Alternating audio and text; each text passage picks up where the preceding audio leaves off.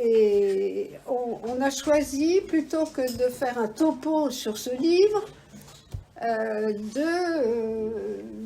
d'en parler ensemble avec Virginie, qui est une vieille amie, avec elle je peux dire une vieille amie, je ne suis pas obligée de dire de longue date, puisqu'on se connaît depuis très longtemps et qu'on aime lire beaucoup et se parler de ce qu'on lit.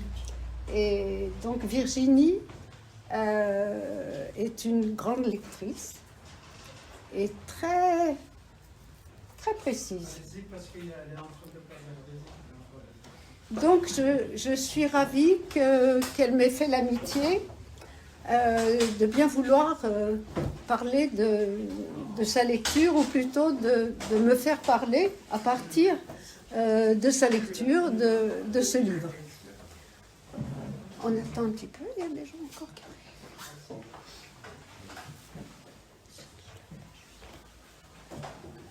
Bon voilà, je pense qu'on on peut y aller. On peut y aller. On peut y aller. Écoute, merci Corinne d'abord de ta proposition de cette discussion. C'est vrai qu'on... Il faut parler un peu plus fort. D'accord. Je vais finir par me lever. Donc je disais merci Corinne de cette proposition de discussion à propos de ton livre. C'est vrai qu'on se connaît avec Corinne depuis un petit moment.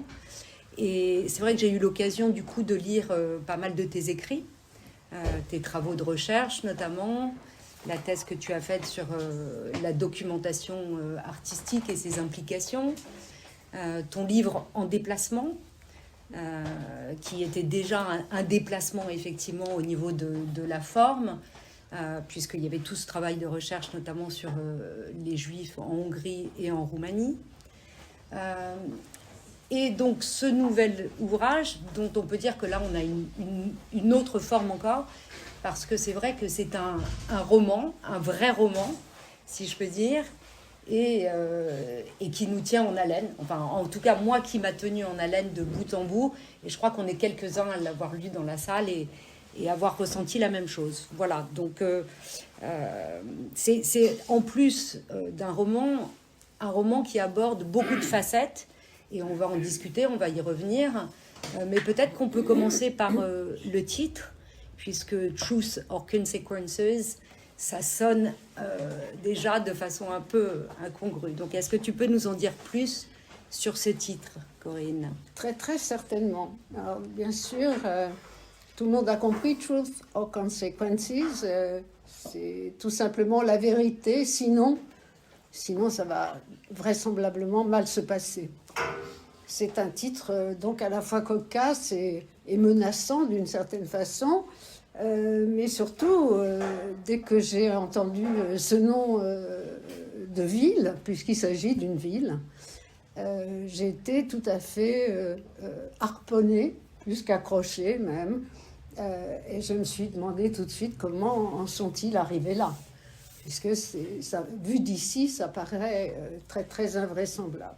Donc j'ai commencé à me documenter et j'ai tout de suite appris, ça tout le monde peut l'apprendre très aisément, qu'une petite ville du désert du Nouveau-Mexique, sur la rive du Rio Grande, a choisi de répondre à une espèce d'offre un peu délirante de la part d'une émission radio-télévisée qui a proposé à toute l'Amérique de changer de nom et de prendre le nom de cette émission, de ce quiz, pour fêter le 10e anniversaire de cette émission. S'il gagnait.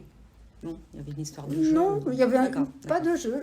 C'est une émission de jeu, c'est un quiz, mais il n'y avait rien à gagner, il n'y avait aucune justice, je crois. C'était une cooptation, c'était un choix, il fallait sans doute avoir le meilleur dossier. Donc ce petit bled qui s'appelait Hot Springs change de nom en 1950 et ça a énormément d'implications pour la suite de la région tout entière. Ce qui m'a aussi accroché, je dois le dire, c'est qu'en me documentant tout de suite, je suis tombée sur un bout de film qui traînait sur Internet où on voyait la mise en scène de la première, comment dire, la mise en scène de ce baptême. Il y avait là tous les notables à cheval et avec leur chapeau de cow-boy qui d'abord menaçaient l'intrus, qui était le producteur de l'émission, pour très très vite, au contraire, lui donner les clés de la ville. Et symboliquement, c'était très drôle. La forme était une bouffonnerie hollywoodienne pas possible, plutôt grotesque, mais c'est quelque chose qui m'a touchée, qui m'a paru familier très vite. J'ai été biberonnée au western. Mon premier souvenir de séance de cinéma, je devais avoir 3 ans, c'était la dernière scène de Le train sifflera 3 fois, et je vois encore Gary Cooper se rentrer dans une grange ou quelque chose comme ça.